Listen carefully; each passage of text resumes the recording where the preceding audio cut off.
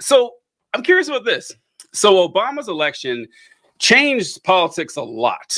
Yeah, and one thing that I say all the time is that I hate to admit it, but the country wasn't ready for a black president. Yeah, apparently not. I think we all thought we were. We're like, oh, look at this auspicious moment. But holy shit, look what happened after Obama's election. It has fried the brains of so many people. And go for it. Yeah, go ahead. So how have you seen politics change in the last, Jesus Christ, 14 years since Obama's election? Yeah, I know, hard to say, but it's been a hectic 14 years. It's been a hectic 20 years.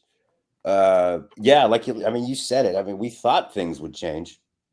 I thought, when Barack got elected, I thought we'd really turn the corner in this country. And I thought that, not that racism was over. That's right. Stupid. But I thought that maybe, the good guys were going to win and we were going to move on from all that shit. And we were going to get a lot of good things done. And we did in a lot of ways. But you're right. It just the backlash to Obama's presidency was so intense, and we're living in that right now. I mean, people have still not recovered, I think, from having a black president. And you could not have picked a better guy to be the first black president or any president. I know, right? I know. Like Barack was I'm just assuming we're talking to maybe people who don't know, but Barack was scandal free. Great family. I mean, just incredible story. Just everything about that guy. Cool guy, funny, charismatic. Everything about that guy was just top notch for the presidency. And people fucking hated him because he was black, I guess. There was nothing radical about his policies at all. He was a moderate. So, that's the thing that really got me during Obama's presidency is that I would hear people all the time talk about how radical left this guy was. It's like, really? I say he's pretty standard for any Democrat you would find. I mean, it's like there are definitely more radical Democrats than Barack Obama. Yeah.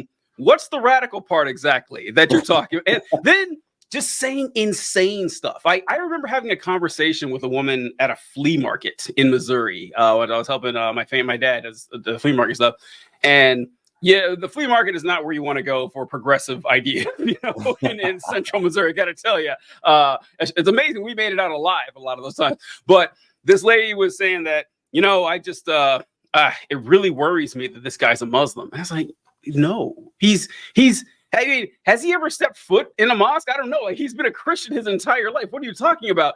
But I mean, the name threw them off, and that was it. That was it. They're like, oh my God, this guy's a radical Muslim. And then when it came to his policies, pretty standard Democrat stuff. In fact, what really gets me about Obama, I have a whole lot of complaints about Obama, is that I found that he was too acquiescent to Republicans. And look where it got him. Look where it got him. They still rebelled anyway. I think he, and if you read his biography about his time as president, there was he is a pretty left-wing guy, and just in his own thinking, right, personally. But he moderated himself so that he could meet Republicans in the middle, and he was trying to compromise, and they shit all over him. I'm sorry, I don't know if we can swear, but no, you can't, Brian.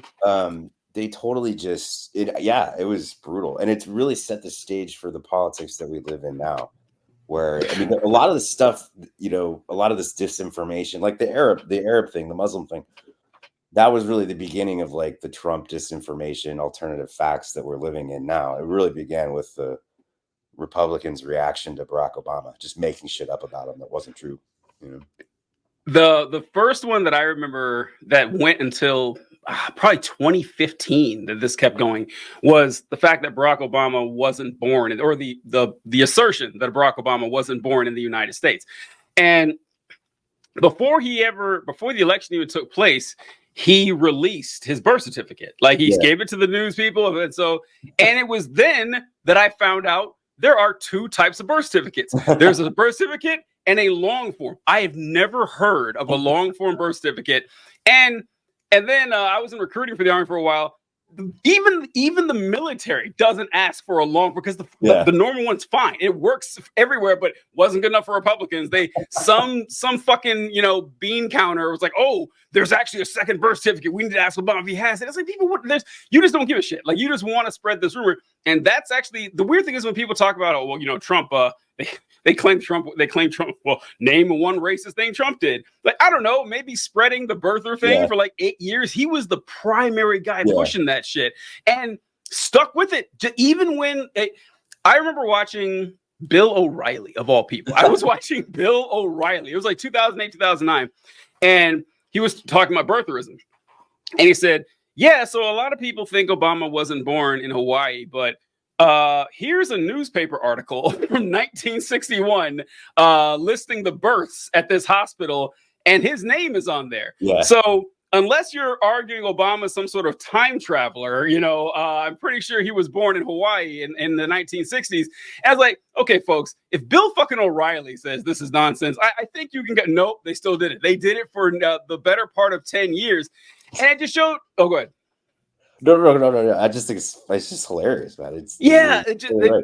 They just kept rolling with this shit. It didn't matter if it was true or not, because it felt good to say it. It just felt good they couldn't say the N-word. And so they had to find other ways around the shit.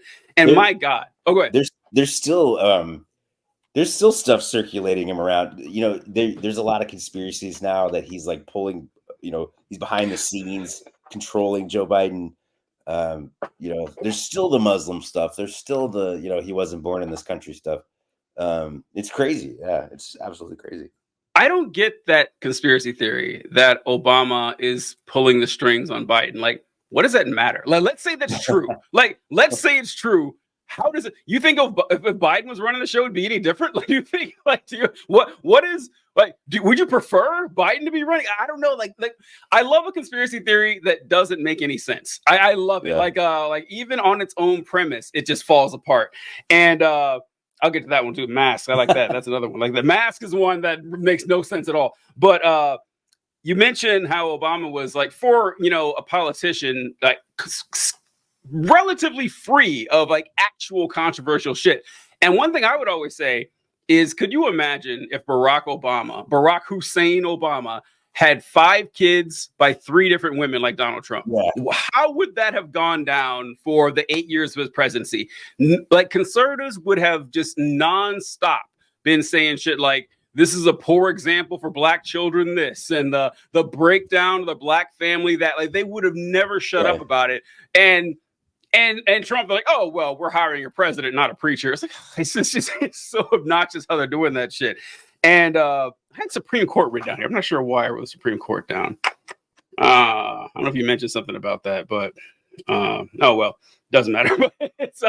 So I guess it kind of dovetails into what I want to talk about here is the rift between, it's not even a rift between Republicans and Democrats it's like just sanity and insanity. And the insanity is really taking hold. And COVID didn't help with that either. That, because you mentioned a lot of people got into making content during COVID.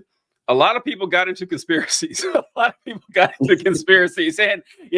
it's not done us any favors. Because I don't know if you've noticed this. One thing that I've seen is that whenever you're talking to people about conspiracy, like I mentioned, like conspiracy that don't make sense always crack me up. Masks are a good one, because they're like, well, they're just making us wear these masks as a test to see how acquiescent you are. I was like, my brother in Christ, the government knows your name. It knows where you were born. It knows where you live, knows where you work, knows what you drive. It knows who you're fucking. I mean, it knows everything about you. And you still pay your taxes every year like a good little citizen, don't you? Like they have all the control of your life they could possibly want. What could they ever learn by who wears a mask and who doesn't? But I don't know. They don't think about it anymore. It's just they love conjuring up nonsense for no reason. You're not that important is the thing. Like that, they're not. They have no reason to track you. With all the shit that's going on in the world, the government is not going to go out of their way to track some dude in the South, whatever. Like, and that goes back to the to the Obama conspiracy thing too. Like the weird thing about the Obama conspiracies, they have this worldview where it's like nothing is just by chance, right? Like Yeah. this very like fatalistic worldview. Like they didn't know in the 60s when Barack Obama was born that he was one day be president. Like to Or assume did they? that, like, you have to say that like that Honolulu newspaper was in on some conspiracy Yes. to like put his name in the thing because they knew that that 60 years later, whatever, he would be president. It just, yeah, it's silly. It's really silly.